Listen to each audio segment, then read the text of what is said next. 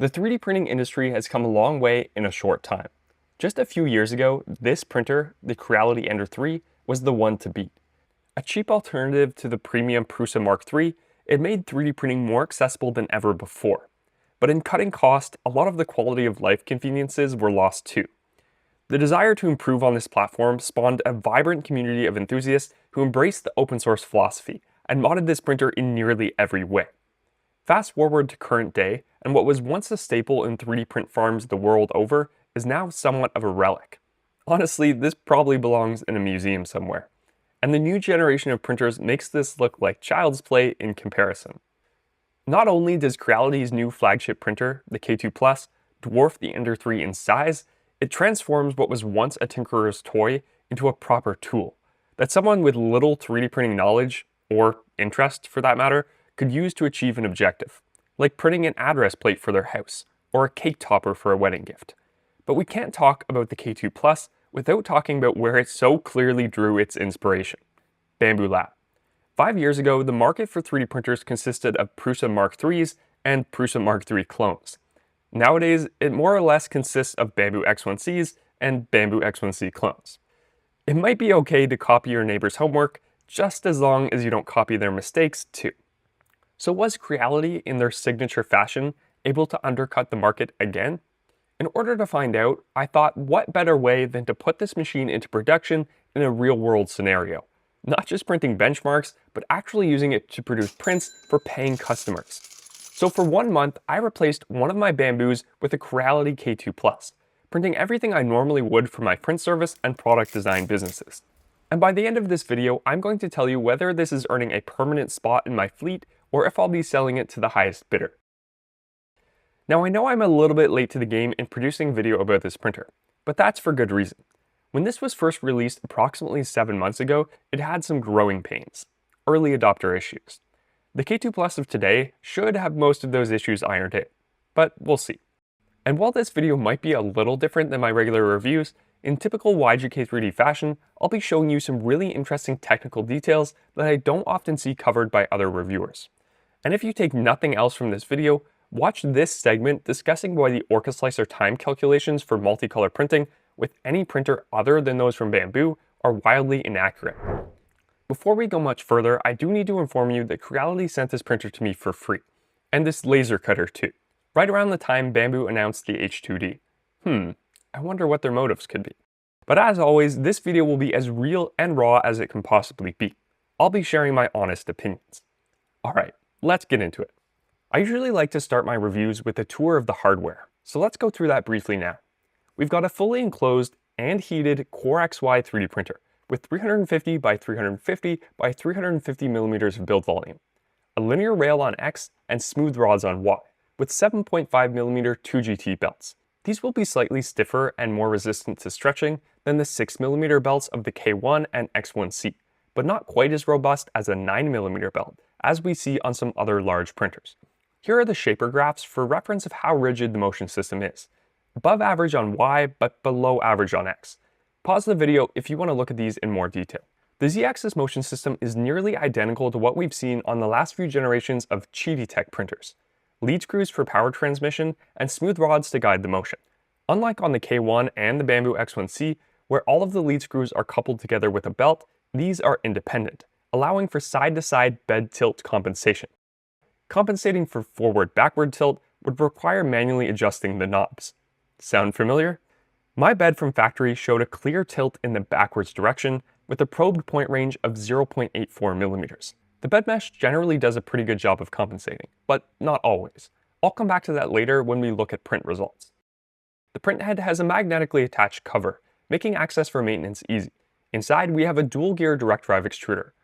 As compared to the Sprite extruder on the K1 series, this is better in various ways. It's got a higher gear ratio, 6.3 to 1, as compared to 3.5 to 1. This yields 80 newtons of extrusion force, as opposed to 60.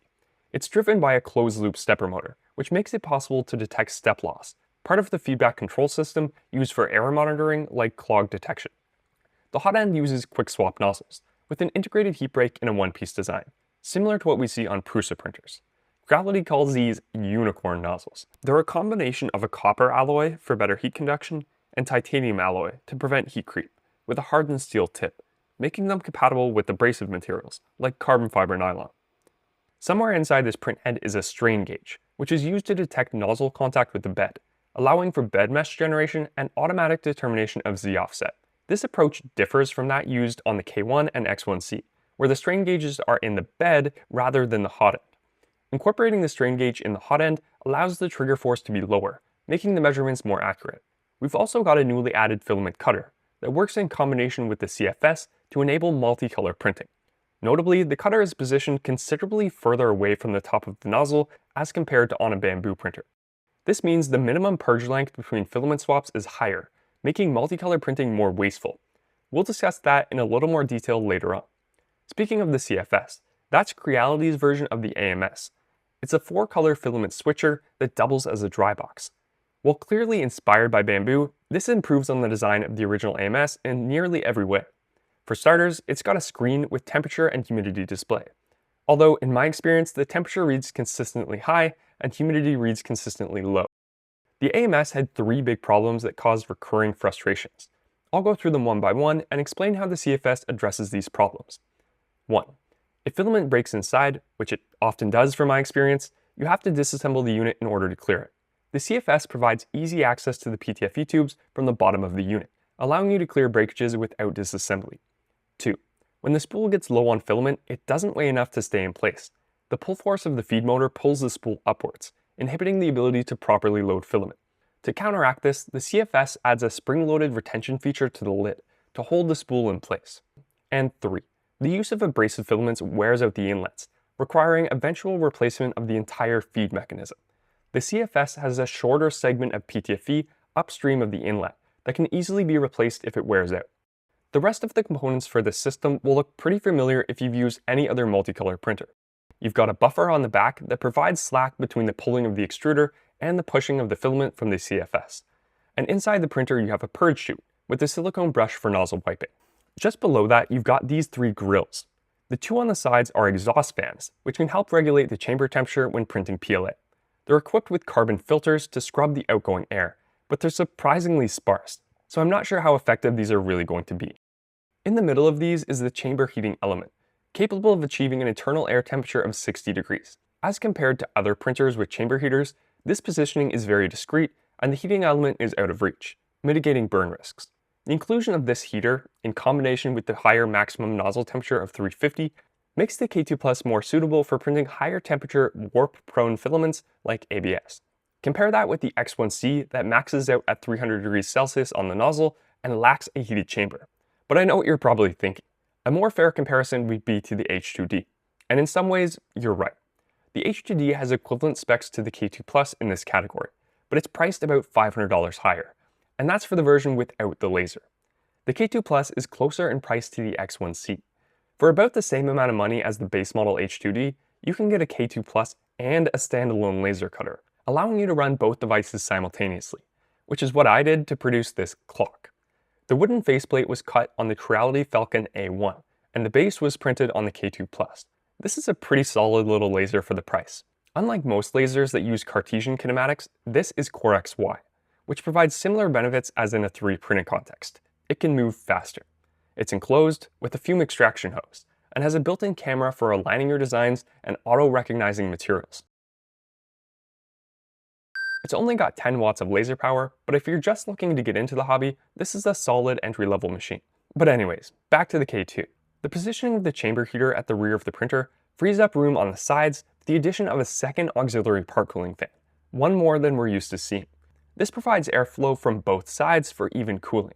And in my testing, these fans make a big difference. You can see how much cleaner these overhangs are with the fans enabled.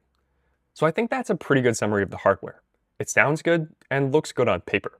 But the whole is only greater than the sum of the parts when those parts work together in perfect harmony. And all of that can be sidelined by a poor user experience. Well, I'm happy to report that, unlike on the Ender 3, the quality of life conveniences haven't been stripped out.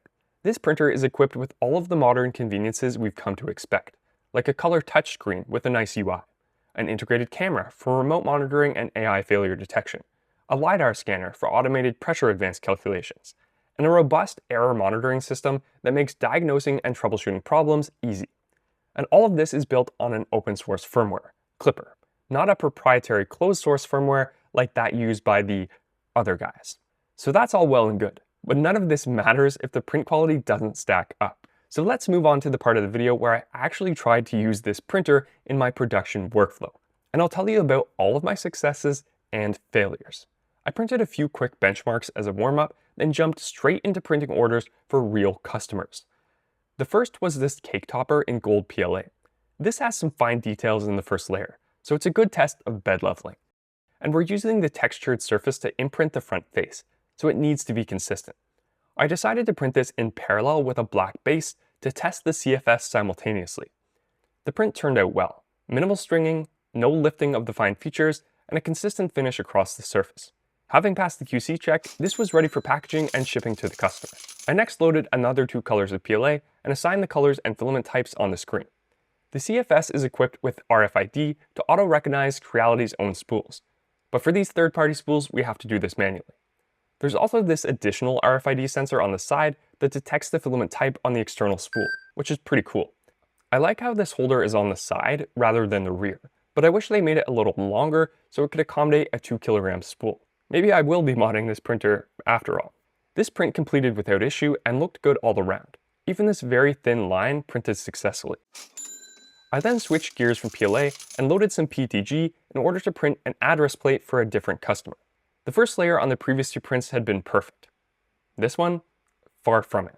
The nozzle was considerably too close to the bed. I looked for a way to baby step the Z height on screen, but couldn't find one. So I resorted to opening up the Fluid Web interface and doing it from there.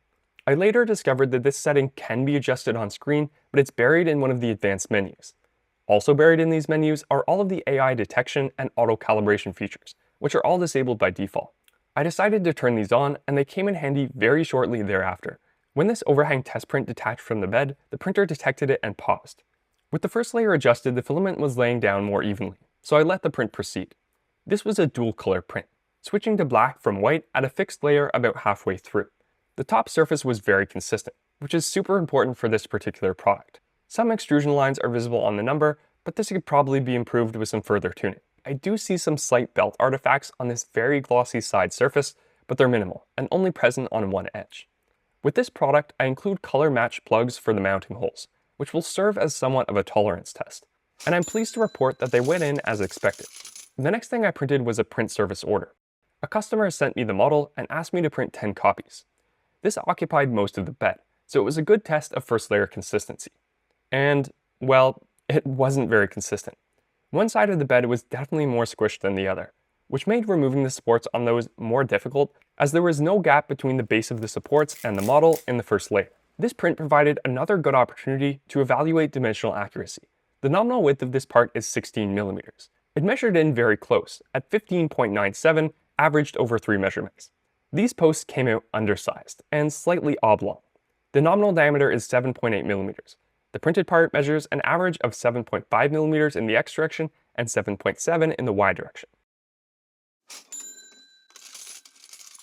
So mixed results on dimensional accuracy.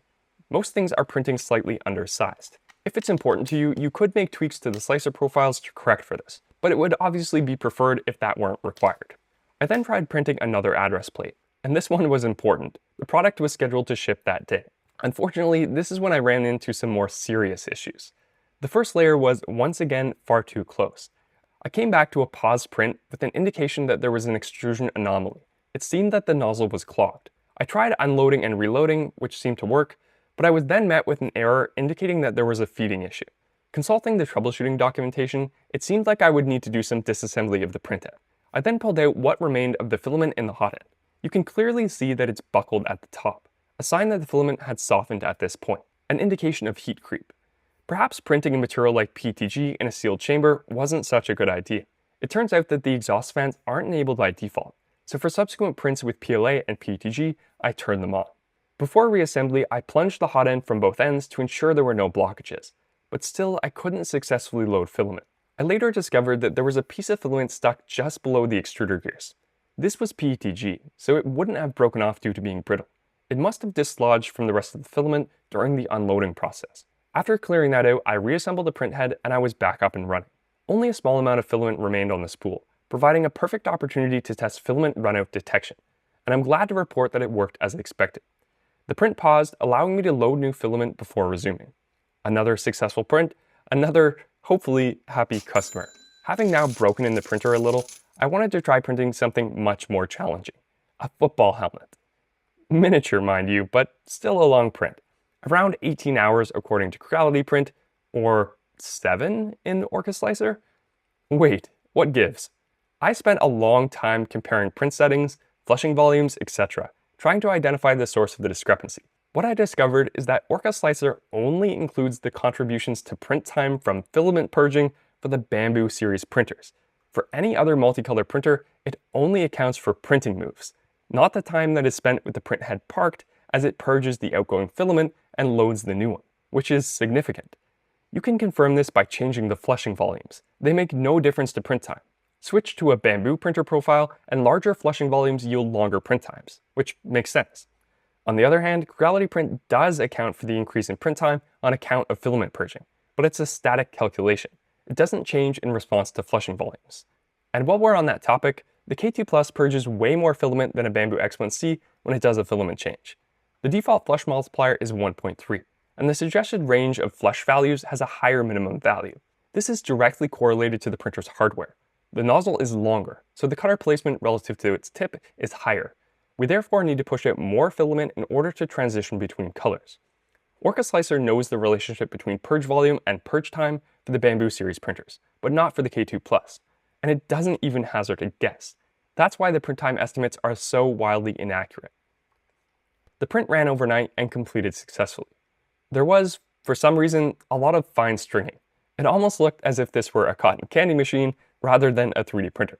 It seems that there isn't enough retraction when the printhead moves to the cutting position, causing these fine strings, but they were pretty easy to clean up. I zapped them with the heat gun and they were gone. Overall, the quality looked good, but I wouldn't know how good until I did a direct comparison. So I printed the exact model with the exact filament on the Bambu X1C. And here are the results. I'll let you look at them first, then tell you which is which.